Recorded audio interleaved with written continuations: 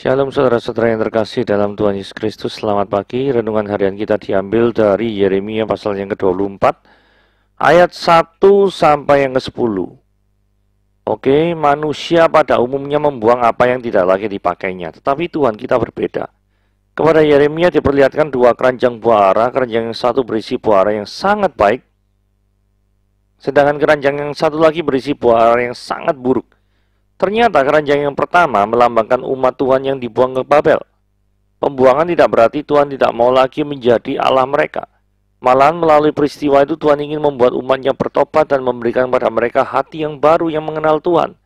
Ayat 4-7. Sebaliknya mereka yang tidak dibuang dilambangkan dengan keranjang buah ara yang buruk. Mereka yang dibuat Tuhan menjadi kengerian, dicerai-beraikan dan dibinasakan. Secara otomatis kita sering berpikir, orang yang mendapat hukuman Tuhan adalah orang yang tidak lagi dipakai oleh Tuhan. Tapi ternyata hal yang terjadi seringkali adalah sebaliknya. Ibrani pasal 12 ayat 6 mengatakan, Tuhan mengajar orang yang dikasihinya. Dengan demikian kita harus selalu bersyukur jika Tuhan masih mau menegur dan mengajar ketika kita berdosa. Hal itu berarti Tuhan mau mempertobatkan kita dan masih mau memakai kita. Sebaliknya jika Tuhan membiarkan kita terus berkancah dalam dosa tanpa dihukum, hal itu dapat berarti Tuhan sudah tidak mau memakai kita lagi.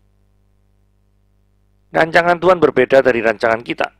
Yesaya 55 ayat 8. Oleh karena itu kita perlu berpegang pada prinsip kebenaran Tuhan, serta bukan menilai dan bertindak berdasarkan pemikiran kita sendiri. Bukankah lebih baik Tuhan menghukum kita daripada Tuhan membiarkan kita terus berbuat dosa? Karena itu kita harus bersyukur dan memberi respon dengan benar ketika Tuhan masih mau menegur atau menghukum kita.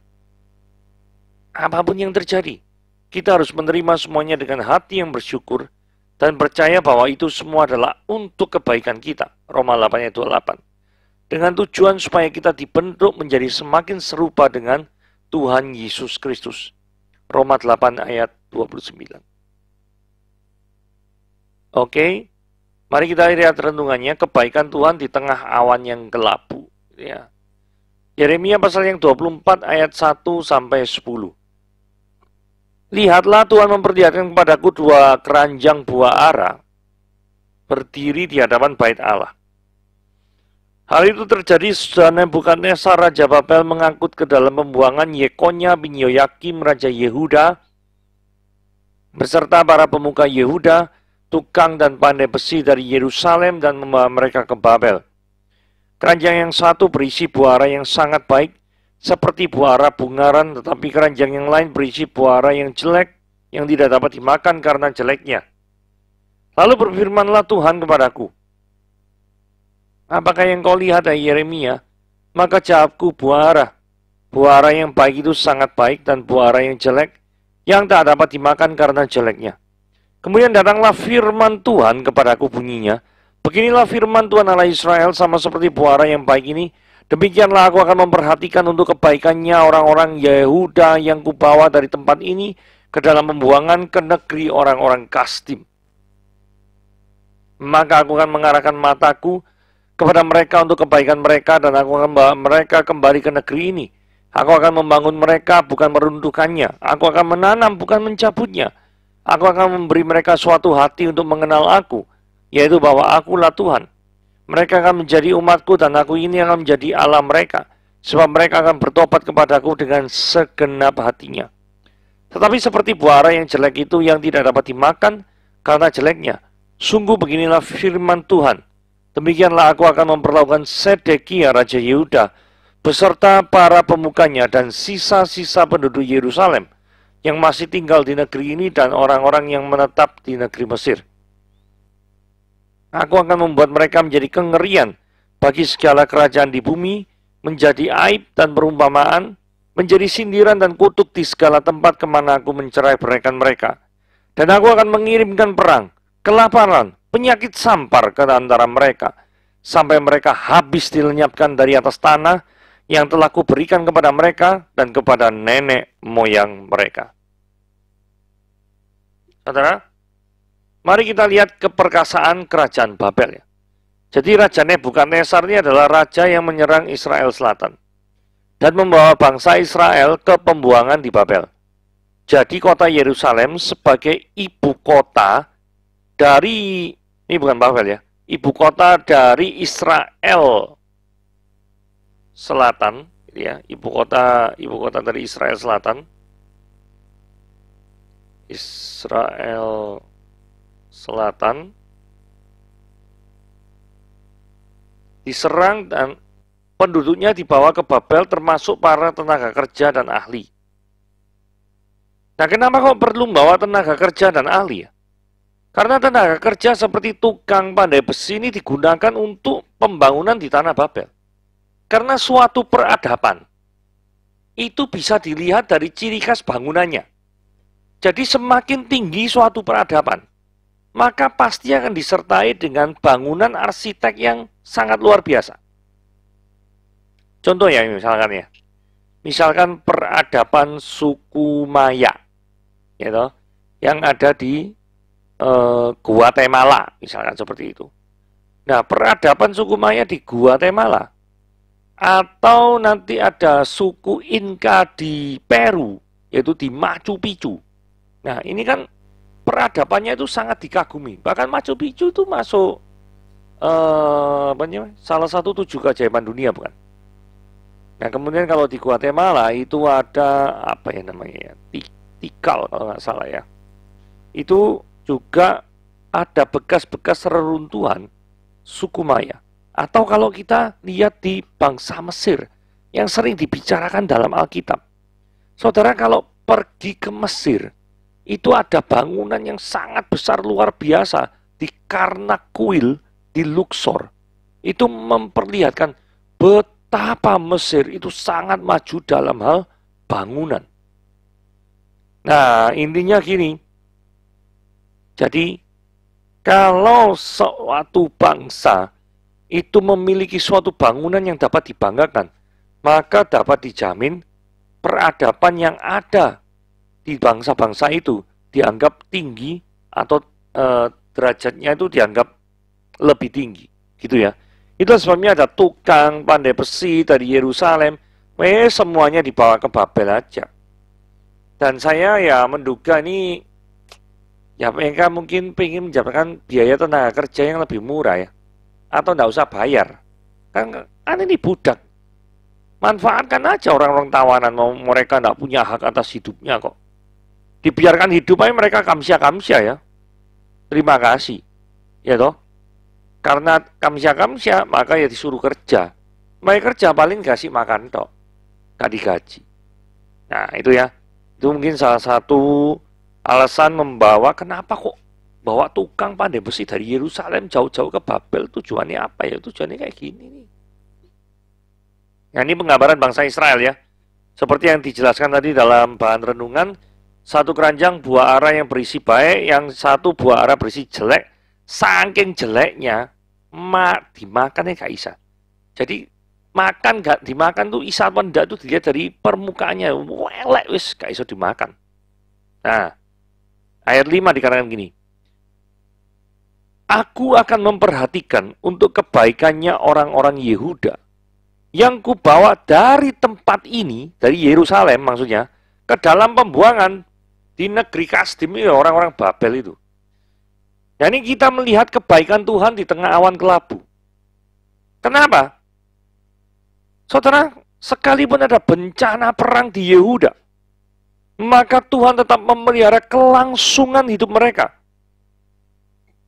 Fakta ini mengajarkan bahwa di lembah kekelaman sekalipun, Tuhan itu ada dan menjaga kehidupan kita. Dia adalah penjaga Israel yang tidak pernah tertidur.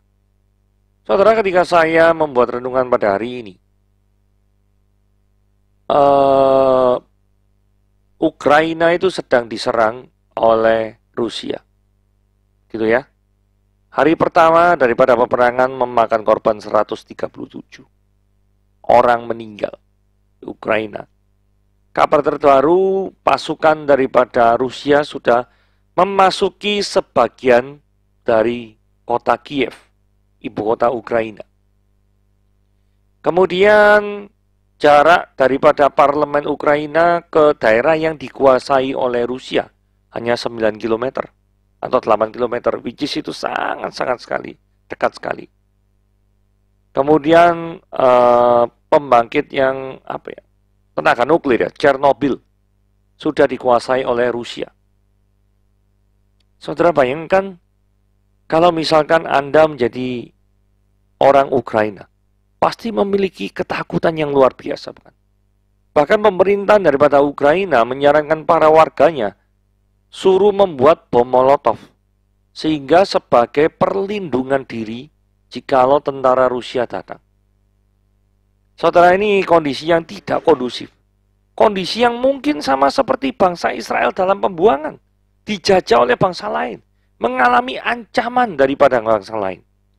Tetapi ada 2 ayat penghiburan di sini, yaitu Mazmur 23 ayat 4. Sekalipun aku berjalan dalam lembah kekelaman, aku tuh tidak takut bahaya, sebab engkaulah besertaku. Gadamu dan tongkatmu, itulah yang menghibur aku. Saudara, di dalam Mazmur 121 ayat 4 dikatakan, sesungguhnya tidak terlelap dan tidak tertidur penjaga Israel. Artinya, Tuhan itu peduli terhadap setiap kehidupan orang yang mengasihi Dia. Sekalipun COVID ini melanda dan menjadi pandemi di seluruh dunia, tetapi Tuhan tetap menjaga dan melindungi umatnya. Mungkin ada beberapa orang percaya Tuhan sungguh-sungguh kena COVID, ya. Tetapi setidaknya Tuhan memberikan kesembuhan terhadap orang tersebut. Mungkin Anda bertanya, bagaimana dengan orang-orang yang sudah meninggal? Orang itu mengasihi Tuhan, orang itu cinta Tuhan, bahkan orang itu pendeta, hamba Tuhan. Tetapi kok tetap meninggal? Ya memang Tuhan, ada beberapa yang memang kita tidak bisa jawab.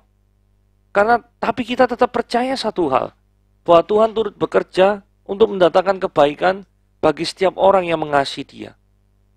Allah tidak pernah mengecewakan orang-orang yang mengasihi Dia. Mungkin di hadapan manusia itu mengecewakan, tetapi di hadapan Allah itu tidak pernah mengecewakan. Karena keterbatasan yang ada dalam manusialah, sehingga penilaian kita terhadap apa yang Tuhan lakukan terhadap orang-orang yang kita kasih itu menjadi terdistorsi. Saudara, saya pernah cerita di renungan beberapa saat yang lalu gitu ya.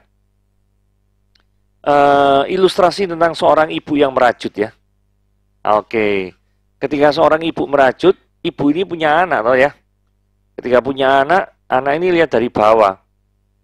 Terus itu tanya sama mamai, "Mama, kenapa Anda kok menghabiskan waktumu itu dengan membuat sesuatu karya yang sangat jelek sekali?"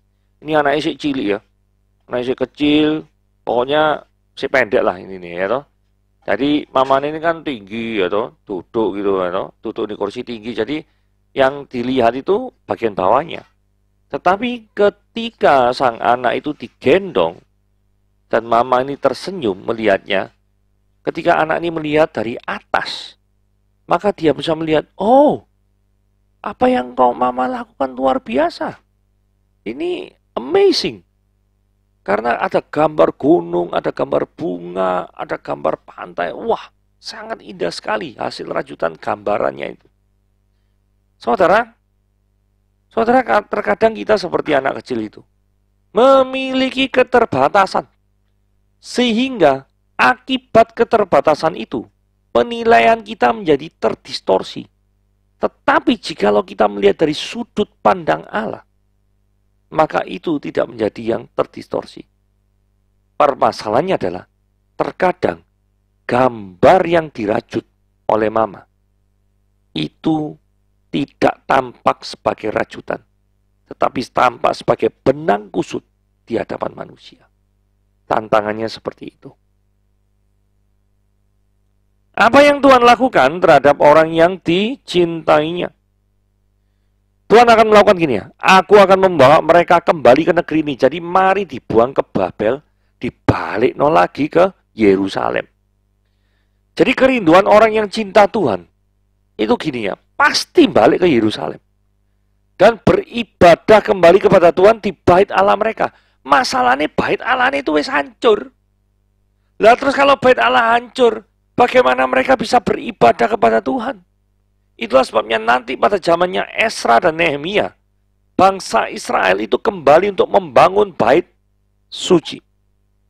Nanti pada zamannya Herodes Agung, bait suci itu diperbesar dan diperindah. Sehingga jadi suatu bangunan yang sangat luar biasa lagi. Tapi sayangnya tahun 70, semua bangunan yang luar biasa hebat itu oleh Jenderal Titus atas suruhan daripada Vespasianus itu ya, itu menghancurkan semua, membumi hanguskan daripada Yerusalem.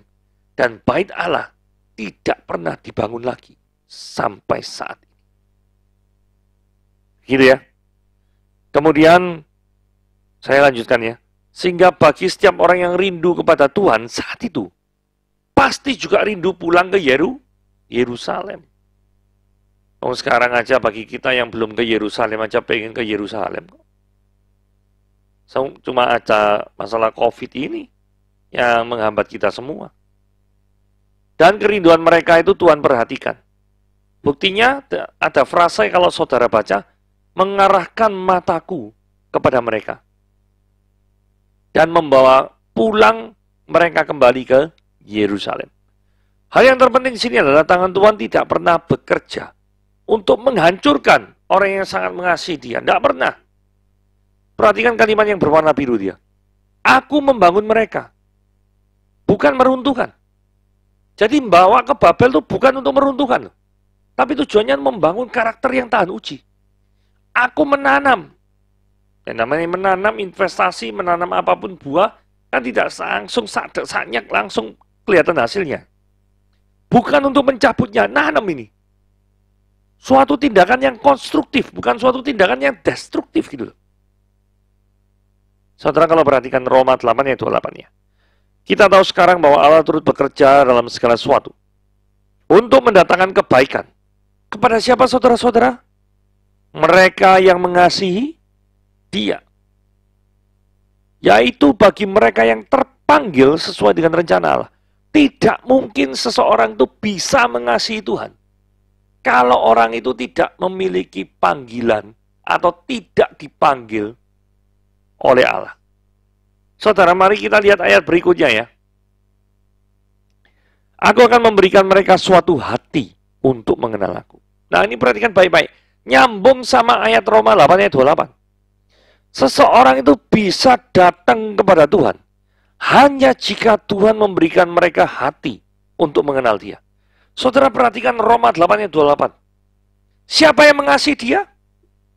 Mereka yang terpanggil sesuai dengan rencana Allah. Siapa yang panggil? Pasti Allah. Kalau ini lihat, memberi mereka suatu hari. Siapa yang memberi? Allah. Sehingga ketika mereka memiliki hati untuk mengenal, kerinduan untuk mengenal, itu datangnya pasti dari Tuhan. Jadi, tidak ada sumbangsi apapun yang diberikan oleh manusia dalam karya keselamatan Allah yang Allah laksanakan dalam Kristus Yesus, kecuali dosa-dosa yang mereka lakukan. Ketika Tuhan sudah memberikan hati kepada seorang untuk mencintai, maka orang tersebut akan mencintai Tuhan dengan segenap hatinya, bukan sekedar datang kepada Tuhan kalau sedang butuh. Saudara, orang yang mencintai Tuhan sungguh-sungguh, orang itu memiliki kerinduan untuk mendekat kepada Tuhan. Orang itu memiliki kerinduan untuk get in touch with God. Tapi kalau orang itu setengah-setengah, orang itu hanya datang kepada Tuhan itu cuma butuh tok. Nah, kondisi mana yang sekarang lebih menggambarkan saudara? Apakah saudara datang kepada Tuhan dengan penuh kerinduan atau hanya kalau butuh tok? Kalau saudara yang kedua, berarti Anda tidak datang kepada Tuhan dengan segenap hati Anda. Buah arah yang jelek. Ini ada suatu gambaran yang sangat negatif tentang Raja Sedekia. Yang tidak memiliki hati yang mencintai Tuhan akan mengalami kebinasaan. Dia seorang raja, seorang yang memiliki kedudukan tinggi, seorang yang memiliki kekuasaan yang sangat tinggi. Tetapi perhatikan ini baik-baik. Jika Tuhan tidak berkenan, setinggi apapun posisimu, Tuhan akan jungkir balikkan. Sehingga perkenanan Tuhan itu penting bagi setiap orang yang mau langgeng. Jadi apa gunanya sebuah jabatan yang mentereng? Apa gunanya kekayaan yang sangat berlimpah ruah? Apa gunanya kekuasaan yang luar biasa sehingga semua orang takut kepadamu? Kalau hatimu menjauh daripada Tuhan, semuanya tidak ada gunanya. Saudara perhatikan ini baik-baik, Tuhan akan menunggang balikan engkau akan menjadi buah ara yang sangat jelek itu. Jikalau hatimu tidak tertuju pada Tuhan. Hukuman atas orang yang berdosa. Aku akan mengirimkan perang, kelaparan, penyakit sampar, sampai mereka habis lenyap. Saudara, penghukuman itu ada pada setiap orang yang tidak mencintai Tuhan. Kalau orang mengasihi Tuhan, pasti ada Yesus di dalamnya. Dan Yesus yang menanggung hukuman kita. Saudara, segala macam kemalangan yang bertubi-tubi, perang, penyakit, kelaparan, akan menghampiri orang yang tidak mengakui eksistensi daripada Yehova. Tuhan juga akan mengirimkan perang, kelaparan, penyakit kepada orang berdosa kepada Dia. Saudara, cepatlah berbalik kepada Tuhan. Saudara, renungan harian pada hari ini sangat bagus dalam artikelnya ya. Yang mengatakan, lebih baik Anda mengalami teguran, ketidaknyamanan, tetapi itu adalah dengan tujuan membalikan Anda kembali ke jalan yang benar. Daripada Anda tuh dibiarkan sama sekali berbuat dosa, dibiarkan, enak-enak kan seringkali kita iri ya. Iri orangku kok berbuat dosa kok, enaknya sendiri kok gak dihukum-hukum oleh Tuhan ya. Itu artinya dibiarkan sama Tuhan. Itu hoping ambil setan itu. Kalau hoping ambil setan repot. Sehingga setan tidak akan mengganggu. Tapi kalau hoping sama Tuhan, setan itu ganggu. Kalau setan ganggu, itu ganggu kenyamanan hidup kita. Dengan penuh godaan, dengan penuh ya semacam segala macam tipu muslihat dia keluarkan semua. Jadi sudah mengerti ya, kenapa rahasianya orang itu berbuat dosa tapi gak diganggu. Belum waktunya saja. Itu ya. Saudara, mari kita renungkan hidup kita masing-masing di hadapan Tuhan kita supaya kita menjalani kehidupan hari ini dengan hati yang tertuju kepada Tuhan. Tuhan Yesus memberkati.